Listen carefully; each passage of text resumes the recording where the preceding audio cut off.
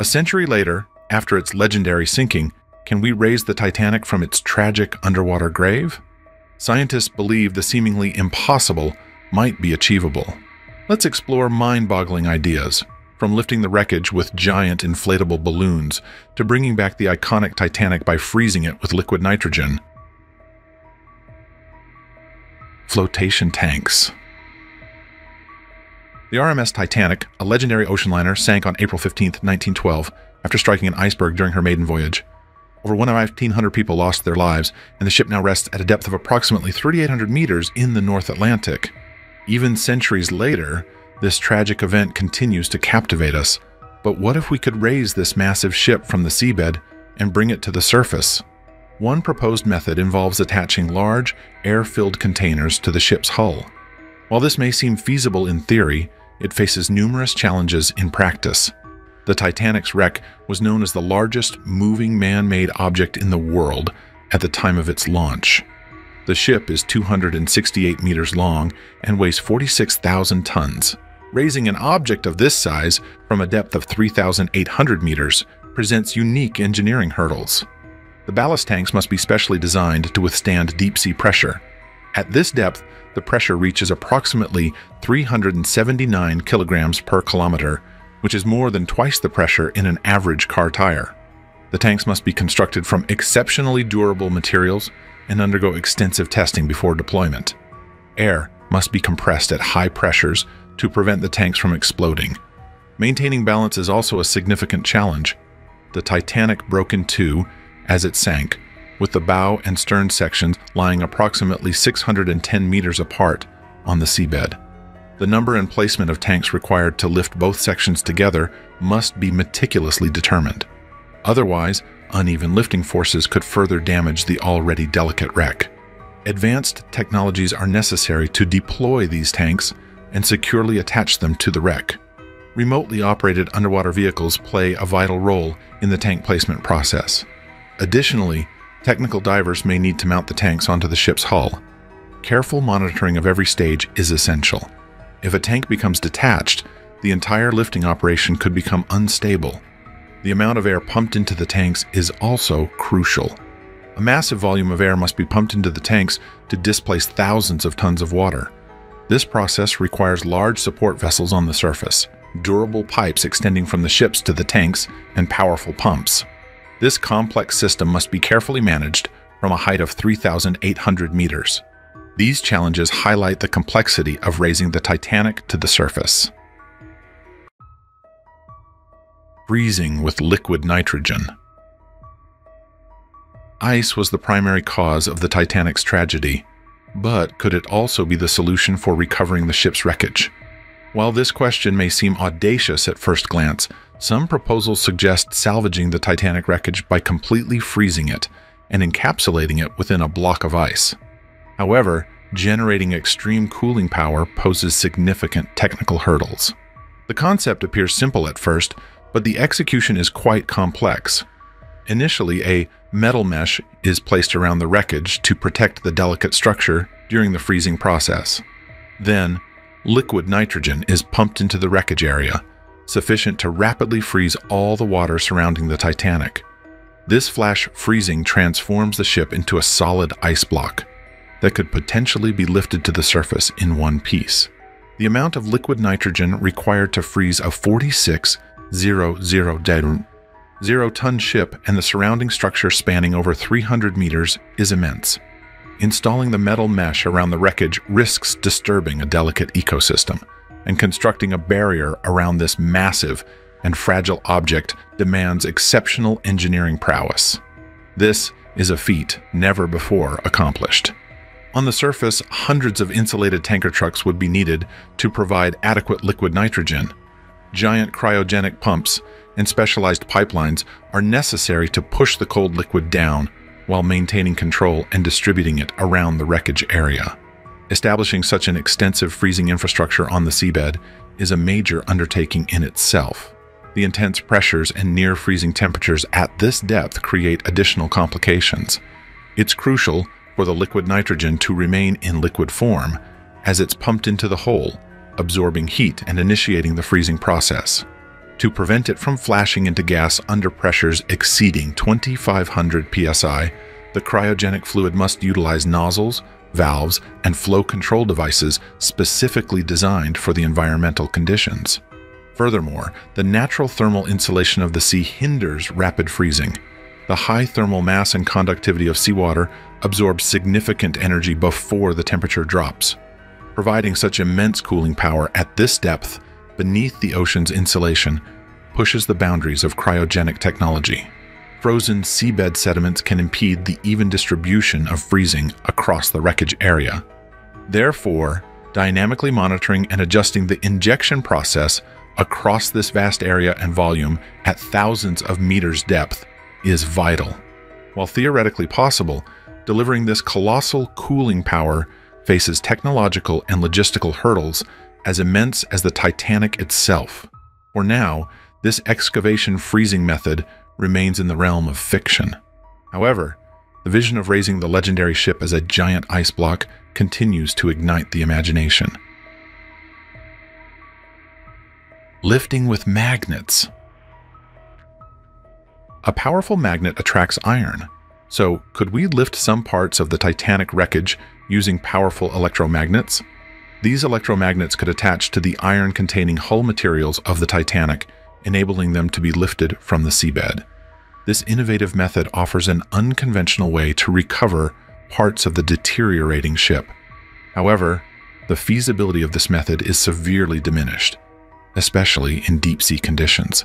The fundamental principle of this method is to utilize large salvage electromagnets to adhere to and pull up the iron and steel components of the ship, such as hull plates and structural frames. Waterproof electromagnets generate strong magnetic fields when an electric current is passed through them. In theory, the magnetic attraction force could be sufficient to lift some wreckage pieces, regardless of their size and weight. However, this is where the first technical hurdle arises. Generating magnets powerful enough to physically lift multi-ton pieces of ship wreckage from thousands of meters depth is a formidable challenge. Extreme water pressures and corroded surfaces necessitate magnets with immense field strengths and colossal energy draws. Additionally, the electrical cables must be super reinforced to prevent tearing during full power lifts. Furthermore, the magnets need the capability for selective attachment and quick release.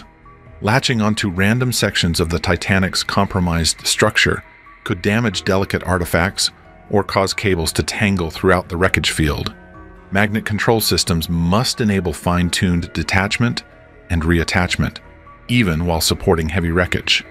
Achieving such precise control at profound ocean depths presents its own set of difficulties. There are inherent risks associated with lifting actual shipwrecks. The Titanic's structural integrity has been severely compromised after a century on the seabed. Magnetic lifting stresses could induce unwanted corrosion cracks or shear rivets, collapsing plates. Sudden shifts or collapses of wreckage pieces could snap cables, burying or entangling the electromagnets. These dangers intensify as the operation's depth increases. While the idea of surgically lifting sections of the Titanic wreckage with selectively applied magnetic force is appealing, the challenges of assembling electromagnets powerful and precise enough to mechanically lift scattered ship debris from thousands of meters depth pose significant obstacles to this advanced salvage method. Lifting the wreck in pieces. Imagine a vast underwater operating theater equipped with intricate control systems deep beneath the ocean's surface. The patient in this theater is the deteriorating wreckage of the RMS Titanic. The objective is to meticulously dissect this historic ocean liner and lift each section independently to the surface. However, the extreme precision required to cut through this fragile wreck in the harsh conditions of the deep sea pushes the salvage concept to its limits. The fundamental principle involves using advanced cutting tools to divide the Titanic into more manageable segments. In theory, once sliced in this manner, the ship's pieces could be brought to the surface in smaller increments, rather than attempting to lift a single massive wreck. However, this plan hinges primarily on the ability to skillfully cut the ship. Location and depth present the initial obstacles. All cutting operations must be performed by robotically tethered machines or autonomous underwater vehicles. This limits reaction time, introduces communication delays, and reduces physical control. The pitch-black environment further complicates matters. External cameras provide guidance. Cutting tools pose another challenge. These tools must rapidly slice through thick steel, yet transition smoothly without damaging delicate areas. A combination of specialized cutting systems might be necessary, such as large hydraulic shears, diamond wire saws, plasma torches, and abrasive cutters. Each has its advantages and disadvantages. Perhaps the greatest challenge lies in selecting optimal cutting patterns that divide the ship into sections without weakening it during the process or causing it to collapse under its own weight. Structural analyses must be conducted, considering deterioration and identifying limited safe lifting points within the wreckage. In 1996, an attempt was made to lift a small section of the Titanic's hull, but it ended in failure.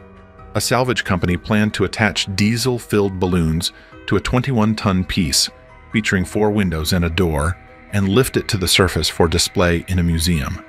However, the cables holding the piece snapped, and it plummeted back to the ocean floor. This operation cost $1.5 million and resulted in disaster.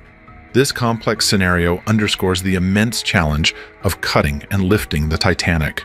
Considering past failures and the technical limitations of current underwater salvage technologies, this operation still presents formidable obstacles. Underwater balloons. What if, instead of rigid tanks, the Titanic could be lifted to the surface using massive, durable balloons? This idea forms the basis of proposals suggesting the use of underwater balloons or lift bags to raise the wreckage. More flexible than rigid tanks, this method highlights the significant coordination challenges involved in deploying enough balloons to lift a 46,000-ton ship.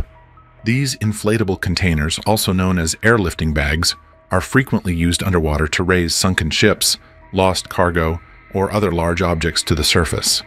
The basic principle is deceptively simple.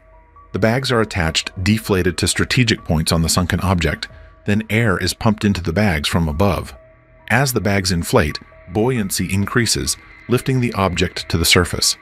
However, applying this method to a colossal ship like the Titanic is a far more daunting task. Firstly, the wreckage lies at a depth of 3,810 meters, creating immense pressures. The lift bags must be constructed from exceptionally strong, flexible materials to prevent rupturing.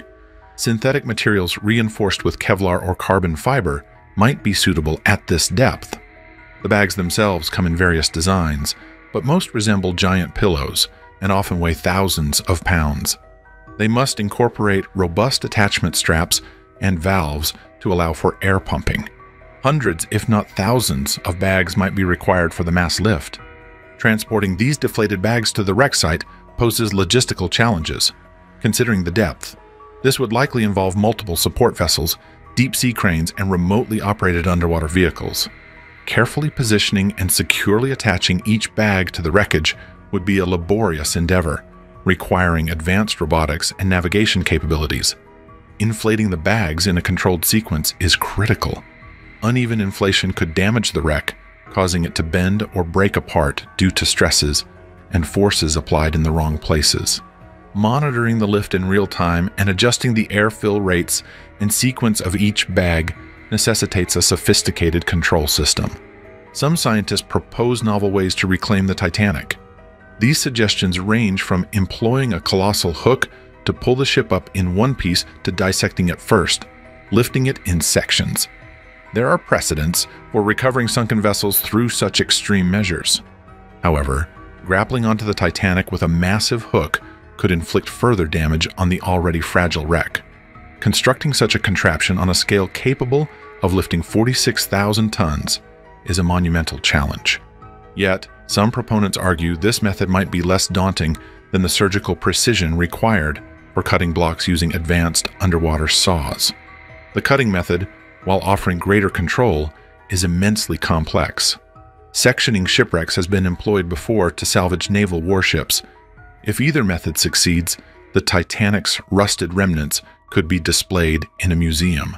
Visitors could witness firsthand the remains of this magnificent ship and its tragic end. This would allow for the preservation of the wreck before it's entirely consumed by the ravages of time.